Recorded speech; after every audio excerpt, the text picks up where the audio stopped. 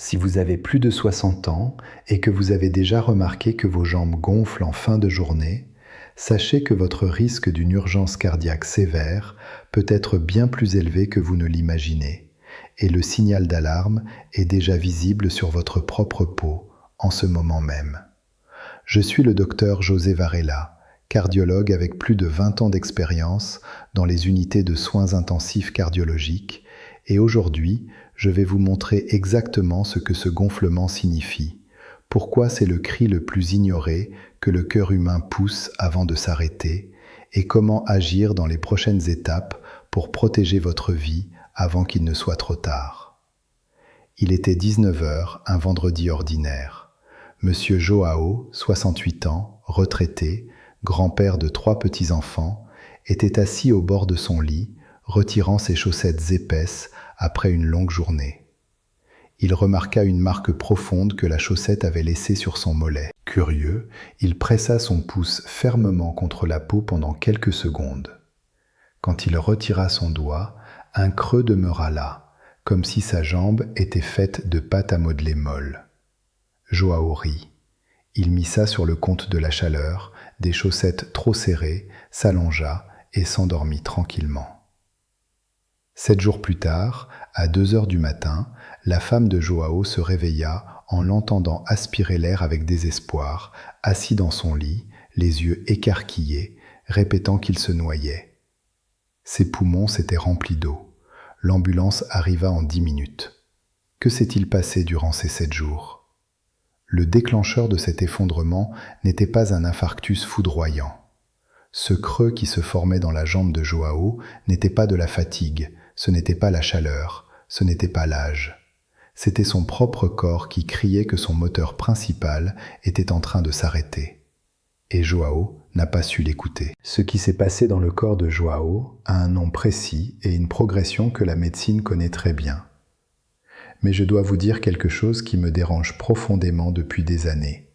La phrase que j'entends le plus souvent de la part de patients au bord de la mort dans les unités de soins où je travaille est toujours la même. « Docteur, je pensais que ce gonflement était normal avec l'âge. » Il n'existe pas de gonflement normal. Le corps humain n'a pas été conçu pour que l'eau s'accumule dans les pieds et les jambes. Quand cela se produit, c'est le signe numéro 1 que la pompe principale a failli. Avant de vous révéler ce qui a exactement provoqué l'effondrement de Joao cette nuit-là, je dois vous présenter 2 autres patients qui m'ont consulté avec des histoires similaires. Donna Neuza, 71 ans, avait les pieds tellement gonflés qu'elle ne pouvait plus chausser les souliers qu'elle portait depuis des années. Elle appliquait des crèmes, buvait des tisanes, mais continuait à manger sa soupe en sachet au dîner. Chaque soir, sans le savoir, elle plaçait un aimant à l'intérieur de son propre corps, et cet aimant noyait lentement son cœur. Et il y a Roberto, 65 ans. Il avait remarqué le gonflement et de sa propre initiative avait commencé à dormir avec les jambes surélevées sur des oreillers empilés. Cela semblait une bonne idée, mais ce que Roberto ignorait, c'est qu'en s'allongeant avec les jambes ainsi élevées sans orientation médicale, tout ce volume de liquide retenu dans les jambes redescendait d'un seul coup vers la poitrine, surchargeant le muscle cardiaque au milieu de la nuit et déclenchant des arythmies violentes qu'il décrivait comme le cœur qui battait de façon incontrôlée pendant que je dormais. Même une bonne intention, mal exécutée, peut devenir un piège. Je suis le docteur José Varela, et en plus de 2 décennies de cardiologie clinique, j'ai appris que l'infarctus apparaît rarement sans prévenir. Il envoie des avertissements. Le gonflement des jambes est l'un d'eux. Les données de la Société brésilienne de cardiologie montrent que l'insuffisance cardiaque touche plus de 2 millions de Brésiliens. Et le ministère de la Santé estime que 80% des hospitalisations d'urgence dues à cette cause pourraient être évitées si les patients reconnaissaient à temps les signes de rétention de liquide dans les membres inférieurs. Le problème n'est pas l'absence de solution, c'est l'absence d'information. Aujourd'hui, je vais vous révéler pourquoi ce creux qui se forme dans la jambe est le signal le plus sérieux que votre cœur puisse envoyer. Comment le sel que vous consommez sans vous en rendre compte accélère cette tragédie. et je vais vous remettre mon protocole de drainage cardioprotecteur en 5 étapes pour que vous agissiez dès aujourd'hui avant que l'eau n'atteigne vos poumons. Abonnez-vous à cette chaîne maintenant, parce qu'ici nous vous apprenons à lire les signaux que votre corps envoie avant qu'une tragédie ne survienne. Que Dieu vous bénisse, chacun d'entre vous qui me regardez en ce moment. Dites-moi dans les commentaires, de quelle région du monde me regardez-vous? Et aimez cette vidéo, parce que ce qui suit peut être l'information la plus importante que vous entendrez jamais sur la santé de votre cœur. Pour comprendre ce qui s'est passé dans le corps de Joao cette nuit-là, je dois vous emmener à l'intérieur de votre propre corps et vous montrer une image que vous n'oublierez jamais. Imaginez que votre corps est un immeuble de 2 étages. Votre cœur est la pompe à eau installée tout en haut, sur le toit. La fonction de cette pompe est d'aspirer l'eau du bas de l'immeuble, vos pieds et vos jambes, et de la faire circuler dans tout le bâtiment. Lorsque le moteur de cette pompe s'affaiblit à cause des années, de l'hypertension, d'artères durcies ou de valves usées, il perd de sa force. L'eau ne monte plus efficacement. Elle commence à stagner et à inonder le rez-de-chaussée. Ce gonflement que vous voyez sur votre mollet n'est pas de la graisse, ce n'est pas du muscle. C'est de l'eau stagnante et toxique qui étouffe vos cellules vivantes. En médecine, ce phénomène a un nom très précis, l'inondation silencieuse. Et elle est silencieuse précisément parce que le corps humain possède des mécanismes de compensation qui masquent le problème pendant des semaines, voire des mois. Le cœur affaibli se met à battre plus vite pour tenter de compenser sa faiblesse. Les reins retiennent davantage de sodium et d'eau dans le but d'augmenter le volume de sang disponible. Les veines des jambes se dilatent pour accueillir l'excès de liquide.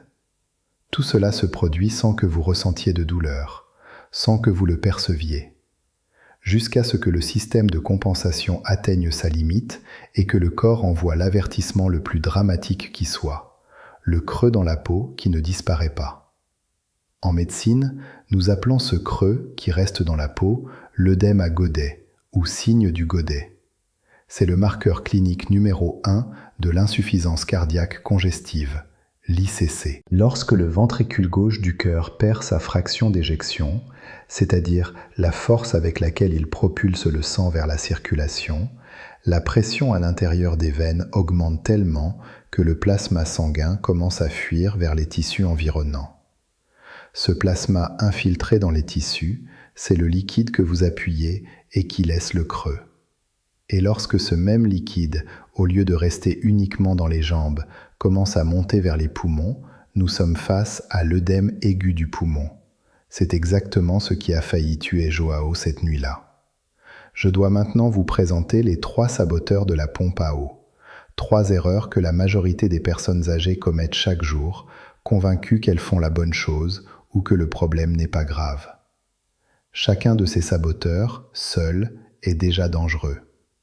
Les 3 ensemble créent une tempête à l'intérieur du cœur qui peut être fatale. Saboteur numéro 1, l'excuse du « c'est la chaleur, c'est l'âge ». C'est le piège le plus meurtrier de tous, parce qu'il paralyse toute action. La fausse croyance est que les personnes âgées gonflent naturellement, que c'est normal, que tout le monde a ça. La réalité médicale est absolument différente. L'œdème à godet, celui qui laisse un creux lorsqu'on appuie, n'a rien de normal. C'est une alarme rouge de défaillance ventriculaire. La Société brésilienne de cardiologie classe l'œdème des membres inférieurs parmi les critères majeurs de diagnostic de l'insuffisance cardiaque congestive. Lorsqu'un médecin voit ce signe, il ne dit pas « c'est l'âge ». Il prescrit un échocardiogramme, mesure le peptide natriurétique et évalue la nécessité d'une hospitalisation. Banaliser ce gonflement, c'est abandonner son cœur sans combattre. Saboteur numéro 2, le sel caché, l'aimant à eau. Donna Neuza jurait qu'elle n'utilisait pas la salière, et en effet, elle en utilisait très peu. Le problème, c'est que le sel dangereux ne se trouve pas dans la salière. Il se cache à l'intérieur des aliments industriels qui semblent inoffensifs. Une portion de bouillon de volaille en poudre peut contenir jusqu'à 1200 mg de sodium. Un biscuit salé, qui paraît léger, contient une quantité significative de sodium par portion. Le pain de mie industriel, les charcuteries, les soupes en sachet, les sauces toutes prêtes, tous chargés de sodium invisible. Et voici le chiffre qui change tout. Chaque gramme supplémentaire de sodium dans le sang capte et retient jusqu'à 400 ml d'eau dans les tissus du corps. Quelques centimes de bouillon en poudre peuvent forcer votre cœur à travailler contre un demi-litre de liquide supplémentaire. C'est le cœur qui se noie à l'intérieur de son propre corps. Saboteur numéro 3. Le diurétique sans régime. De nombreux patients reçoivent un médicament pour uriner, le diurétique, et se sentent rassurés, pensant que le problème est réglé. Roberto, de Goiânia, était ainsi. Il prenait son diurétique religieusement, mais continuait à manger des charcuteries, à ajouter des assaisonnements prêts à l'emploi dans ses plats et à boire des sodas. Prendre un diurétique tout en continuant à consommer un excès de sodium, c'est l'équivalent de tenter de vider un bateau percé avec un seau sans boucher le trou. Vous éliminez un peu d'eau le matin grâce aux médicaments et le sodium ingéré au déjeuner en attire le double en retour. Le cœur s'effondre quand même, seulement plus lentement. Et le plus dangereux, c'est que l'utilisation prolongée de diurétiques sans contrôle du sodium dans l'alimentation peut provoquer de graves déséquilibres en potassium et en magnésium, augmentant considérablement le risque d'arythmie ventriculaire létale. Voyez maintenant comment ces 3 saboteurs se combinent en un effet en cascade à l'intérieur de l'organisme.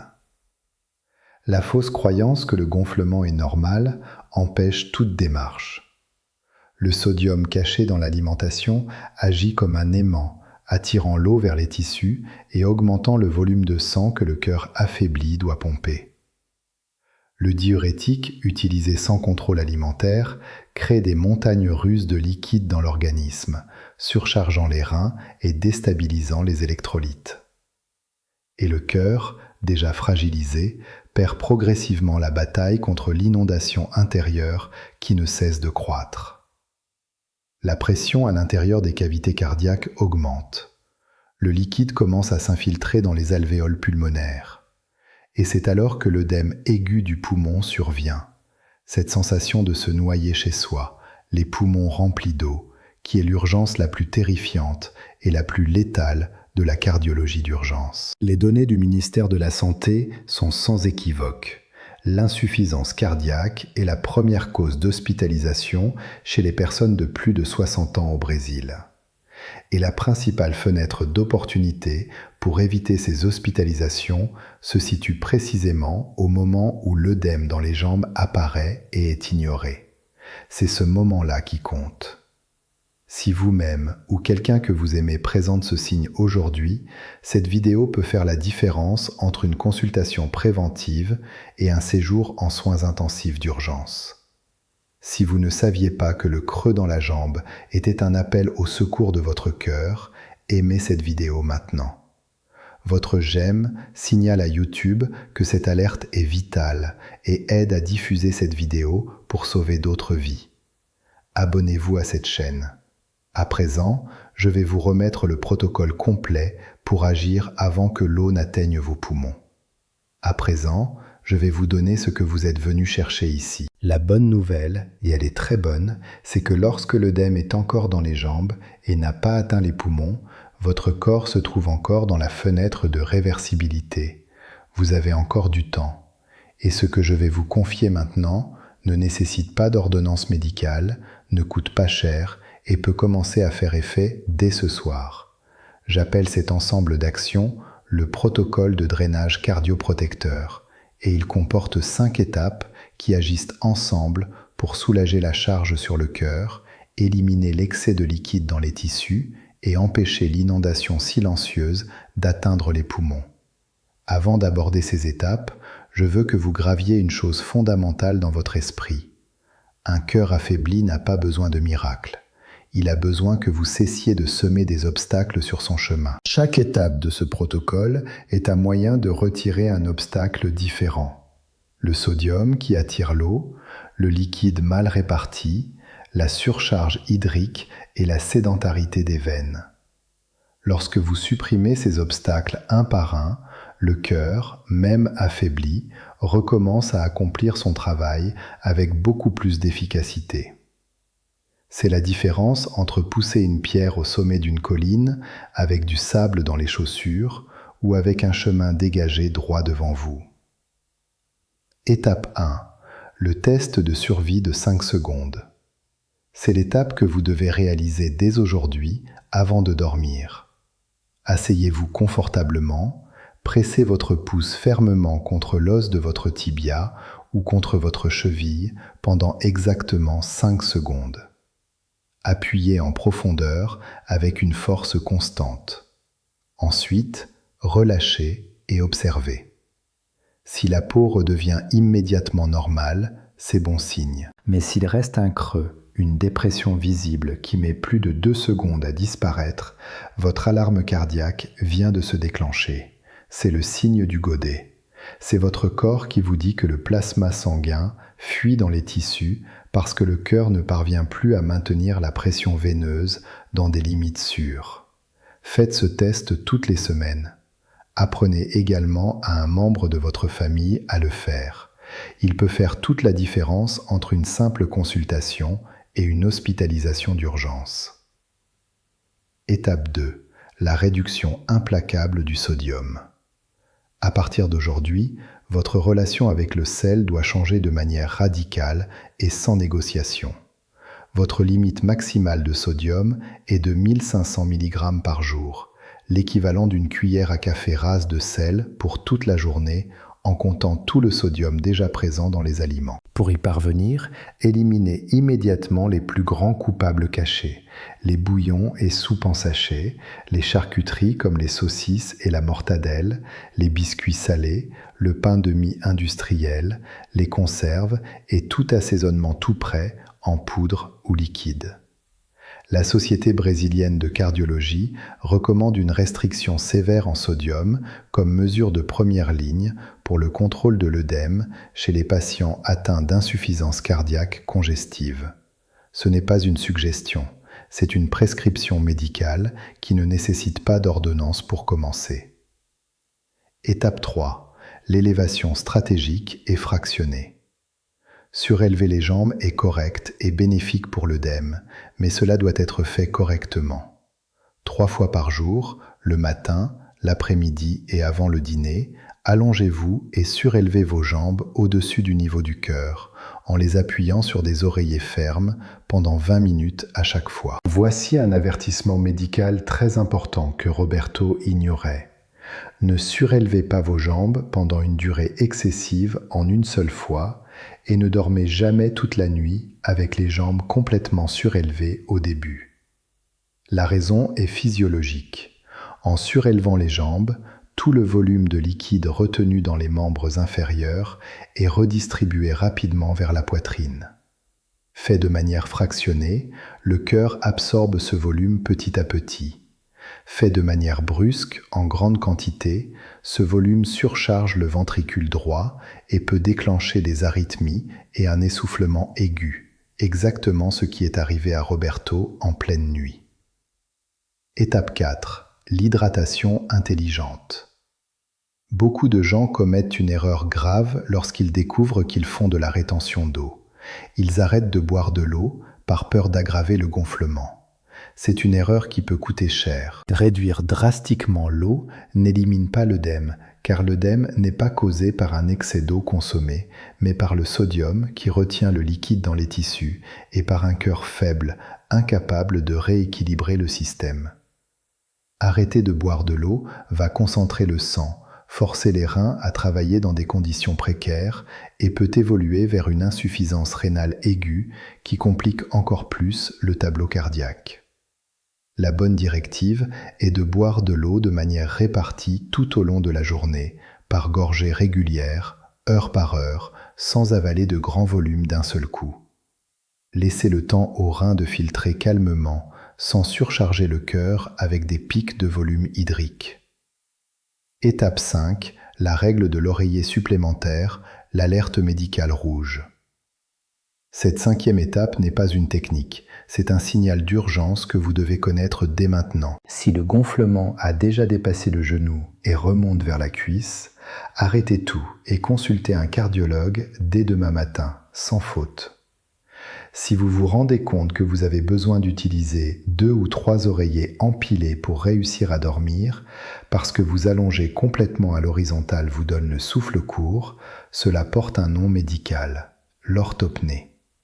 Et l'orthopnée est l'un des signes les plus graves de l'insuffisance cardiaque congestive décompensée. Elle signifie que le liquide remonte déjà vers vos poumons lorsque vous vous allongez. À ce stade, vous avez besoin d'un sauvetage médicamenteux urgent avec un diurétique intraveineux et une surveillance intensive. Il n'existe pas de protocole maison pour ce niveau.